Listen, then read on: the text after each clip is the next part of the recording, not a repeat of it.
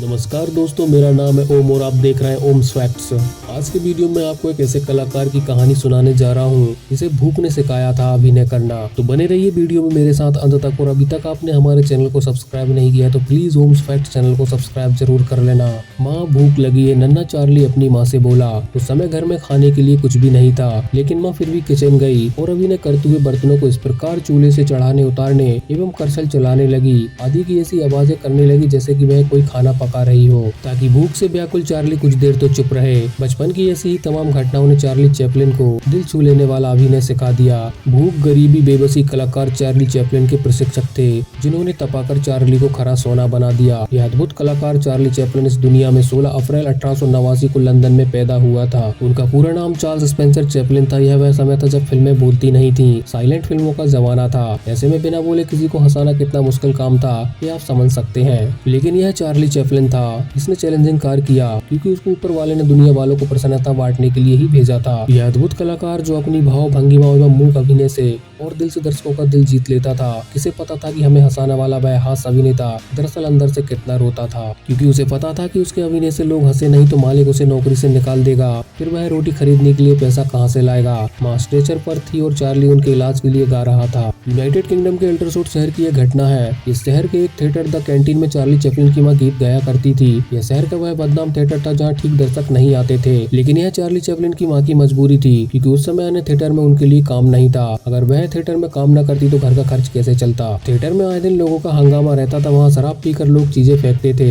उस दिन हमेशा की तरह चार्ली चैपलिन की माँ हन्ना चैपलिन स्टेज में गीत गा रही थी कि एक अनहोनी घटना हो गई। उस थिएटर में बैठे एक श्रोता ने एक वस्तु उठाकर बड़ी जोर से चार्ली चैपलिन की माँ की तरफ फेंकी। वह वस्तु तेज गति से उनकी माँ के गले पर जा लगी। चार्ली चैपलिन की माँ दर्द से कराह उठी और स्टेज पर गिर गई। उस थिएटर में हंगामा मच गया। अब चार्ली चैपलिन की माँ चोट लगने के कारण गीत नहीं गा सकती थी। उनके गले पर गंभीर चोट लग गई थी। ऐसी स्थिति में उन्हें तुरंत अस्पताल ले जाना आवश्यक था, लेकिन थिएटर का मैनेजर पैसे नहीं दे रहा था। ऐसे में बिना पैसे के चार्ली की माँ का इलाज कैसे हो पाता। थिएटर के मैनेजर का कहना था कि शो नहीं हो पाया, इसलिए पैसे नहीं मिलेंगे। माँ के इलाज के लिए पैसा पाने के लिए चार्ली चैपलिन ने उस थिएटर के मालिक से स्टेज पर परफॉर्मेंस करने की अनुमति मांगी। आपको जानकर आश्चर्य होगा कि उस समय चार्ली चैपलिन की उम्र केवल 3 वर्ष की थी। कहते हैं कि जब चार्ली चैपलिन ने मंच पर एक प्रसिद्ध धुन जैक जोन्स की प्रस्तुति दी तो श्रोता झूम उठे। उन्होंने नन्हे चार्ली चैपलिन पर रुपये पैसे की बरसात कर दी। बाद में अपनी माँ की दुआ से चार्ली चैपलिन एक अद्भुत हास्य कलाकार ही नहीं, बल्कि वह एक सफल फिल्मों के निर्माता और संगीतकार के रूप में दुनिया के सामने उभर कर सामने आए। दोस्तों कहते हैं कि चार्ली चैपलिन का रिश्ता 2000 महिलाओं के साथ रहा था। इस बात का जिक्र उन्होंने खुद किया था। चार्ली चैपलिन को अपना पहला प्यार नहीं मिला।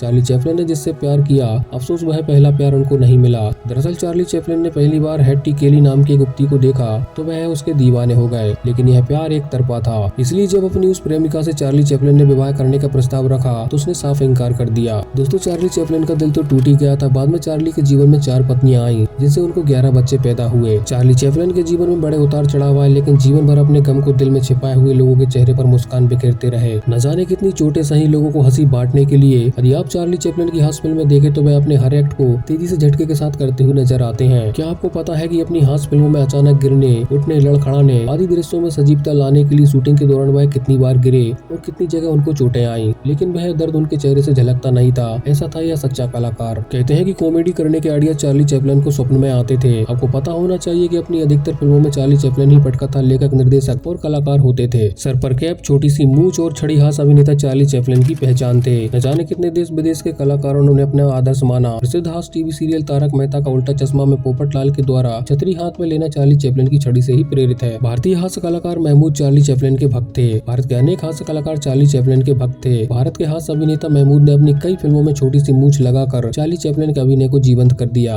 आज विश्व में जब भी पर्दे पर हास्य प्रस्तुति की बात की जाती है तो चार्ली चैपलिन का नाम सर्वोच्च स्थान पर आता है, क्योंकि उसका कोई जोड़ नहीं। सारी जिंदगी हंसी की सौगात देने वाले चार्ली की मौत भी दुखद रही। यही नहीं, मौत के बाद उनके दफनाए गए मृत शरीर को स्विट्जरलैंड के कुछ चोर कब्र से चुरा कर ले गए। वह उस लाश के बदले भारी भरकम रकम चाहते थे, लेकिन उन्हें गिरफ्तार कर लिया गया। यह बात उस समय की थी जब चार्ली चैपलिन फिल्मों के माध्यम से ढेर सारा धन कमा लिया था। लोगों की उनकी कमाई पर बुरी नजर थी, जो चार्ली चैपलिन के सबको चुराकर उनके रिश्तेदारों से धन ऐंठना चाहते थे। तो दोस्तों ये थी एक महान कलाकार की कहानी। अगर ये स्टोरी आपको अच्छी लगी हो तो वीडियो को लाइक कर देना, चैनल को सब्सक्राइब कर लेना। मिलते हैं अगली वीडियो में, तब तक के लिए जय हिंद, जय भारत।